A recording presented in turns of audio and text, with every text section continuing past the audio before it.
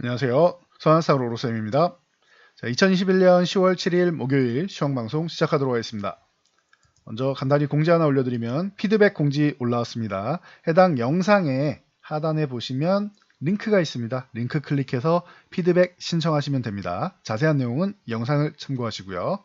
자, 그리고 요 커뮤니티 쪽에 게시판에 가시면 여기에 공지사항이 올라옵니다. 매주 목요일은 칼럼이 올라오는 날입니다. 자, 이번에는 K뷰티 화장품 관련주에 대해 글이 올라와 있으니 자세히 보기 눌러서 링크를 클릭하시면 됩니다. 아니면 네이버에서 직접 로로쌤 검색하셔도 나옵니다. 자, 본론으로 넘어가서 다우지수 반등에 성공했습니다.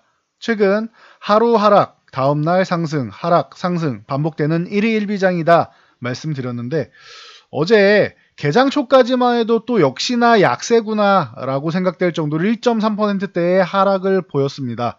그런데 결국에는 반등을 이뤄냈다. 이유는 간단합니다. 미국 부채 한도 때문에 문제가 되는데 10월 18일까지 이제 합의를 해야 되는데 제가 디폴트는 없다라고 단호하게 말씀드렸습니다. 이 부분에 대해서 공화당이 12월까지 부채 한도 부분 연기에 합의하겠다라고 얘기를 하고 있습니다. 그럼 12월까지는 여유가 생긴 겁니다. 자, 이 부분에 대해서 공화당은 연기해 주겠다라고 했는데 민주당이 연기하지 말고 지연시키지 말고 그냥 증액을 하자. 부채 한도를 상향 조정하자. 증액하자. 이렇게 얘기를 하고 있습니다. 이유는 미리 설명드렸던 대로 복지법안을 통과하려면 증액이 필요하기 때문에 민주당은 지금은 한도를 상향하는 부분을 얘기하고 있고 공화당은 복지법안이 너무 과도하게 높은 재정지출을 만든다라고 해서 지금 증액하면은 억지로라도 통과시킬 수 있기 때문에 이 부분에 대해서 좀 조율이 필요하다. 시간을 좀 갖자라는 모습입니다. 인프라 법안은 초당적으로 양당이 합의해서 통과되기로 돼 있는데 민주당이 복지법안을 통과시키려고 일부러 인프라 법안을 통과시키지 않고 있습니다. 인프라 법안만 하원으로 넘어간다라고 하면은 민주당이 반대한다라고 합니다. 복지랑 꼭 같이 통과시키겠다. 그래서 현재 불확실성이 제기되는 거고 지난달 27일 날 통과돼야 되는 인프라 법안도 아직 통과되지 못한 거다. 라고 말씀드렸습니다. 이 부분에 있어서는 한 차례 해소가 됐다. 그리고 미국이 원유 재고가 증가하면서 유가가 휴식을 취했습니다. 보시면 자, 유가가 최근에 고공행진을 하고 있었는데 한 차례 그냥 숨고르기 정도예요. 뭐 급락해서 밀린 건 아닌데 숨고르기 정도입니다. 대신 천연가스가 12년 만에 최고치였는데 러시아의 푸틴이 한마디 했습니다. 러시아 공급에 확대를 지시한다 라고 해서 10% 이상 급락하면서 천연가스는 조금 쉬어가는 구간을 다시 만들고 있다라는 거 참고하시면 됩니다. 자, 나스닥의 경우 다우보다는 반등이 강했습니다. 왜? 나스닥은 더 많이 밀렸기 때문에 반등이 좀 더 강했다. 근데 뭐 아주 큰 반등은 아니고 0.47%, 다우는 0.3이니까 강보합 수준인데 소폭 강세 수준으로 나스닥이 조금 더 강했다라고 보시면 됩니다. 나스닥 역시 장중에는 1.2%, 다우랑 거의 비슷하게 하락 중이었는데 이 부분을 이겨내고 장중 최저치에 대비해서는 뭐 1% 중후반 정도의 상승을 보였습니다. 그래서 미국이 안정을 찾기 시작하고 있다는 부분은 그래도 다행이다라고 생각하시면 됩니다. 나스닥의 경우는 여기서 한 차례만 더 상승을 해준다라고 하면 조금은 나아질 수 있습니다. 14,600포인트 이 구간 정도까지만 회복을 해도 나쁘지 않습니다. 뭐 재차 이탈하는 거는 뭐 어쩔 수 없겠지만 만약에 재차 이탈한다라고 하면 이중바닥성 모양 만들려고 흔들기 정도가 나오는 가능성이 높다. 왜? 미국은 불확실성이 해소되기만 하면 된다라고 계속 말씀을 드렸는데 10월 18일까지 예정되어 있는 이 불확실성은 연기되느냐 아니면 상향되느냐가 관건인 것이지 디폴트는 없다라는 게 거의 확실시 되기 때문입니다. 그래서 미증시는 말씀드린 대로 불확실성인 거지 뭐 미국이 디폴트 나오거나 할 가능성은 없다. 그러면은 큰일 난다라고 말씀드렸습니다. 경제도 마찬가지지만 미국 자체에서 본인들의 정당들 민주당이나 공화당 각자가 큰일 날 수 있다. 그런 일은 나오지 않는다라고 말씀드렸습니다. 이에 우리나라 증시도 오늘 뭐 반등을 보였습니다. 우리는 뭐 그동안 워낙 약했기 때문에 일단 예, 2950 정도는 회복해줘야 된다. 그리고 이 구간에서 저점을 잡아서 3000 뭐 회복하다가 3000 살짝 이탈해서 이중바닥 찍고 하던지 아니면은 바로 빠르게 올라오면 더 좋고요. 3050포인트 정도까지는 회복해줘야지 신뢰를 갖는다라고 말씀드렸습니다. 그래서 1차적인 최소한의 정도는 오늘 반등이 나왔고 대신 어제 음봉 안쪽에 갇혀있기 때문에 아직까지는 자유롭지 못합니다. 일단 3000 위쪽으로 올라서 3050포인트 도전 정도는 해줘야 됩니다. 도전을 한다라고 하면은 다시 한번 이렇게 뭐 헝다든 아니면 미국이든 이제 리스크가 부각되면서 이렇게 아니면 인플레이션이라도 이중 바닥선 움직임 정도는 만들면서 올라갈 가능성이 있다. 뭐 더 많이 올라와서 뭐 3100에서 밀려서 이중 바닥을 만든다라고 하면 더 좋죠. 이 3050포인트 흔들기 정도만 나오고 올라오면은 계속 말씀드리는 이 저점을 높여가는 과정이 나올 수 있기 때문에 근데 일단은 지켜보도록 하겠습니다. 1차 반등은 이제 코스피는 여전히 뭐 좀 약한 상황이고 코스닥이 반등은 또 역시나 세게 나왔다. 보시면은 코스닥 같은 경우는 오늘 3%대의 반등이 나왔습니다. 물론 최근에 투매 나왔다라고 말씀드렸습니다. 이틀 연속 투매가 나와서 이 부분은 이제 저점 시그널 가능성도 있다 말씀드렸는데 오늘 장중에 이제 어떻게 되느냐가 좀 중요했었는데 장중에 이제 후폭풍성으로 이제 살짝 흔들릴 텐데 이게 과도하게 저점을 깨고 내려가거나 하지 않아야 된다라고 말씀드렸습니다. 코스닥 보시면은 오전에 상승 그리고 바닥 이중 바닥성 움직임 나오고 다시 한번 출렁이긴 했지만 결국에는 위쪽 방향으로 해서 결국 추가 상승을 노리면서 예쁘게 끝났습니다. 코스피도 마찬가지입니다. 코스피 같은 경우도 오늘 개장 초에 갭상승 출발해서 바닥 한번 찍고 그 다음에 두 번 이렇게 흔들기가 나와서 이제 뭐 후폭풍성 움직이면 나올 수 있다라고 말씀드렸습니다. 그리고 나서 어떻게 됐냐? 다시 한번 오늘 장중 고점을 한 차례 돌파, 두 차례 돌파하면서 그 장중 고점 돌파한 구간을 유지해줬죠. 이 구간이 어디다? 2950포인트다. 그래서 이제는 2950포인트 구간은 좀 지켜주는 게 좋다. 그리고 위쪽으로 한 차례는 양봉을 더 세워줘야 뭐 지켜줄 가능성이 좀 높아진다. 그리고 만약에 뭐 3천 흔들기 나와서 여기 2950까지 한번 흔들기가 더 나온다고 해도 이제 뭐 바닥을 만들어가는 과정일 가능성이 높지 않냐라고 보고 있습니다. 중국 관련 이슈는 아직 뭐 크게 뭐 해결된 건 없는데 미국 쪽에 불확실성이 해소됐다라는 거 그리고 인플레이션 우려감이 원유와 천연가스가 이제 쉬어가면서 이제 조금의 안정은 찾는다라는 거 이 부분을 알고 가시면은 리스크가 조금은 완화되는구나 라고 여러분들도 쉽게 알고 가실 수 있다라는 점 이 부분만 생각하시면 됩니다. 삼성전자 소폭 반등했는데 약합니다. 대신 어제 SNS텍 말씀드렸는데 SNS텍이 이제 펠리클 쪽으로 해서 이제 긍정적인 모습을 보였다.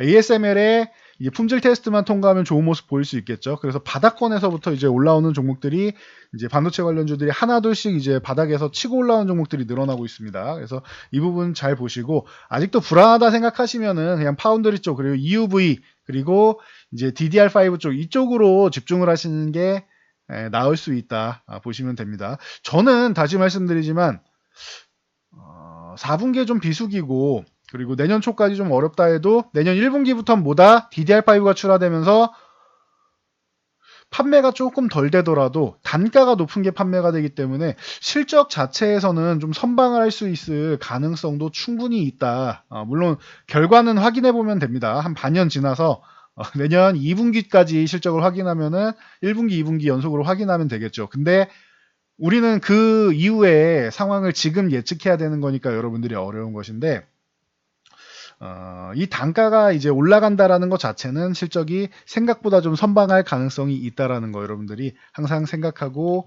가셔야 합니다. 자, HMM 같은 경우는 실적 기대감 얘기가 나옵니다. 해운업황은 여전히 호조를 보이고 있다. 컨테이너 운임 상승하고 BDI 지수도 좋고 너무 좋다. 그래서 최근에 글로벌 이슈 때문에 밀린 거지 기업의 문제는 아니다라고 하면서 이제 뭐 얘기가 나오고 있습니다. 그래서 HMM 같은 경우가 반등이 뭐 8%나 강력하게 나온 상황입니다. 그리고 아직 올라오지는 못했는데 페노션 같은 경우도 그럼 같이 움직여야 되고 오늘 7,000원 구간 이 구간에서 다시 한번 바닥 확인하는 과정. 대한해운 같은 경우도 오늘 소폭 바닥을 다시 한번 확인하면서 장중에 밀렸지만 소폭 상승하면서 이제 반등을 모색해야 되는 타이밍이 왔다. 그래서 해운주 같은 경우는 TK 케미칼을 조금 보시면 어떨까 싶다라고 말씀드렸습니다. TK 케미칼은 뭡니까 이게 해운주가 아닌데 라고 하실 수 있는데 SM 상선이 이제 상장을 앞두고 있기 때문에 이 SM그룹의 그 계열사인 그리고 SM상선의 뭐 지분도 일부 갖고 있는 TK케미칼이 부각될 수 있다라고 누누이 말씀드려왔습니다. 최근에 보면 생각보다 안 밀렸죠. 많이 안 밀렸죠. 올라가다 밀린 것 뿐이지 생각보다 기존 주가에서 크게 밀리지 않았습니다. 이게 SM상선 이슈 때문이다. SM상선이 상장을 앞두고 있다는 거 다시 한번 확인하시면 됩니다. 자, 오늘 쇼박스가 다시 한번 상한가에 진입했습니다. 오징 어게인이라고 하죠.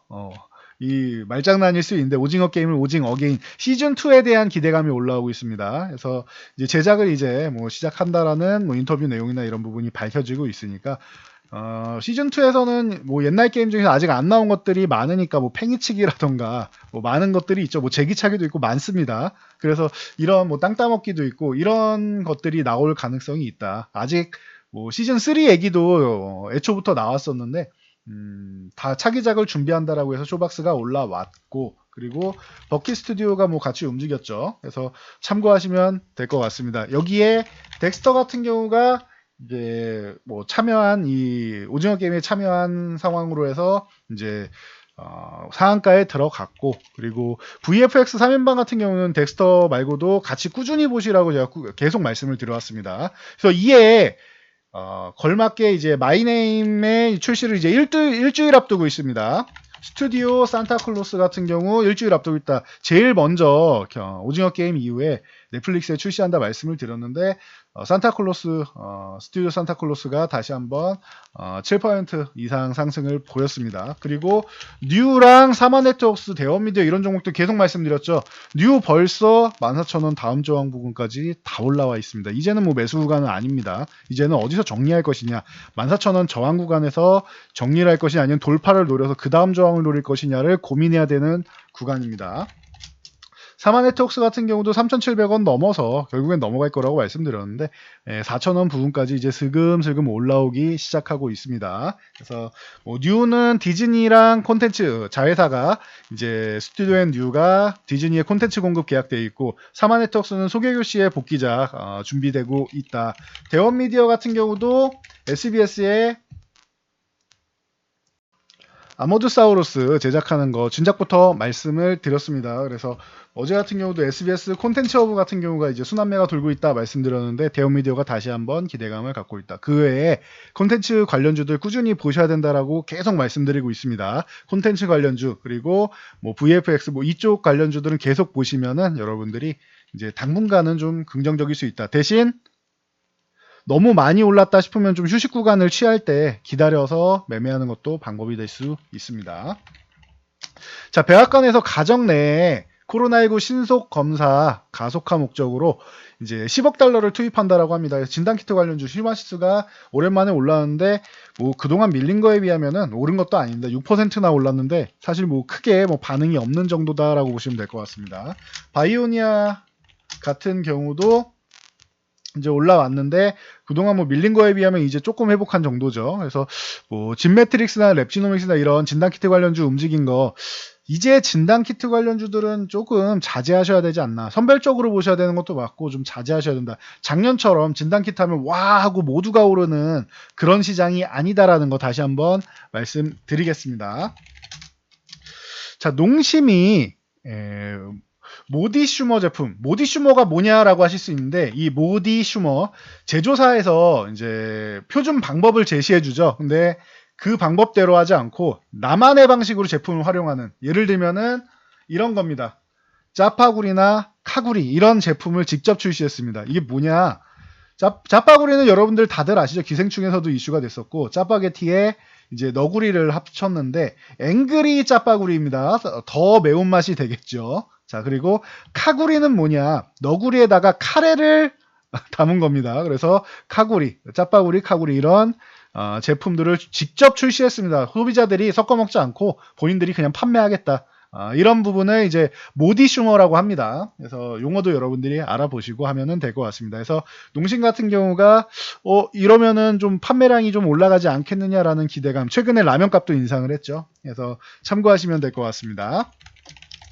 자, MC넥스 같은 경우 그동안 굉장히 기대감이 높은 종목이었고 이제 코스피 이전 상장에서 공매도에서 조금 탈출하고 했는데 최근에 좀 약세를 보였습니다. 이게 카메라 모듈 쪽 당연히 좋고 IT 휴대폰 쪽 당연히 좋고 차량용 쪽도 수요가 계속 늘어나면서 우리나라에서는 뭐 MC넥스가 뭐 80%를 뭐 점유율을 차지하고 있다 보니까 기대감을 갖고 있었는데 그동안 안 좋았었죠. 유한타증권에서 다시 한번 부각을 시킵니다. 차량용 카메라 모듈 수요 증가 앞으로 수혜가 기대된다. 그리고 신재 밸류에이션도 저평가 매력이 있다라고 얘기가 나오고 있습니다. 참고하시면 될 것 같습니다. 자, 위메이드 맥스 같은 경우 어제 말씀을 드렸습니다. 게임주 순환매 나오고 있다. 위메이드 맥스 어제 말씀드리고 오늘 바로 뭐 날라가 버렸습니다. 그래서 이제는 부담되는 가격이니까 매도 자리를 노려야지 매수할 자리가 아니다라는 거 참고하시기 바랍니다. 보유하신 분들 축하드리고요. 네오위즈홀딩스도 어제 말씀을 드렸는데 네오위즈홀딩스도 오늘 이제 추가적으로 상승이 나오면서 14%나 올라왔습니다. 이제 슬슬 저항 구간에 다시 한번 도달하고 있습니다. 네오위즈홀딩스도. 그래서 두 종목 모두 축하드리고 펄어비스가 이제 다시 한번 슬슬 움직이기 시작하고 있다는 거 여러분들 체크해 보시기 바랍니다. M게임이나 뭐 YJN 게임 같은 이제 좀 작은 종목들도 슬금슬금 움직일 때가 됐다는 거 신작 게임 출시 이제 시작한다라고 하니 참고하시면 될 것 같습니다. 자, 코스맥스 신영증권에서 화장품 소비 둔화에도 매분기 실적 호조가 예상된다. 실적 호조가 발생했었고 앞으로도 예상된다라고 얘기하고 있습니다. 그러면서 벌써 지금 안 좋은 시장 상황에도 다시 한번 최근 고점 부근에 벌써 올라와 있는 모습입니다. 위드 코로나에서 화장품 관련주들 썩 그렇게 신통치 못했는데 코스맥스만은 좀 예외적으로 좋은 주가를 보이고 있다는 거 참고하시면 될 것 같습니다. 과거부터 꾸준히 말씀드렸었죠. OEM, ODM 쪽에서 가장 뭐 대표적인 종목이고 최근에 실적도 코로나 시대임에도 불구하고 글로벌 이제 공급 이제 고객사들 다변화하면서 좋다라고 계속 말씀드렸습니다. 오늘 칼럼에도 사실 핵심으로 올라와 있는 종목이 코스맥스였는데 때마침 신영증권에서 리포트가 나왔네요. 참고하시기 바랍니다. 자, 그리고 이제 실적 시즌이죠. 자, 아프리카 TV 뭐 이런 종목들 이제 계속 너무 많이 말씀드려서 두말하면 이제 입이 아플 정도입니다. 아프리카 TV, 뭐 골프존, 그리고 뭐 골프존, 그리고 뭐 효성 3인방, 효성 TNC, 첨단 소재, 효성화학, 뭐 아니면은 서울 반도체 같은 경우도 최근에 실적이 계속 좋아지고 있다라는 거 말씀드리고 있습니다. 최근에 많이 밀렸어요. 3분기 실적도 좋을 거다라고 계속 말씀드리고 있는데 참고하시면 될 것 같습니다. 이렇게 실적 관련주들도 이제 슬금슬금 볼 타이밍입니다. 이제 내일 삼성전자가 이제 잠정 실적 발표하면은 뭐 이번에도 뭐 당연히 뭐 역대급 실적 예상된다라고 하는데 실적 시즌 돌입하면 실적 관련주들 한 번씩 움직이겠죠. 그러니 여러분들 실적 잘 확인하시면 되면 내일 삼성전자, LG전자 실적 발표로 해서 이제 신규로 갱신하고 하면은 이제 또 4분기 우려감이냐 아니면 현재 실적을 반영해야 되냐 또 엎치락뒤치락 할 겁니다. 이 부분에 대해서 여러분들이 잘 판단해 보시면 될 것 같습니다. 실적은 좋을 것으로 예상이 전체적으로 나오고 있다는 거 참고하시고 저는 물러가도록 하겠습니다. 자, 영상이 도움되셨다면 좋아요와 댓글 남겨주시고요. 영상 잘 참고해서 모두 안전 투자하시기 바랍니다.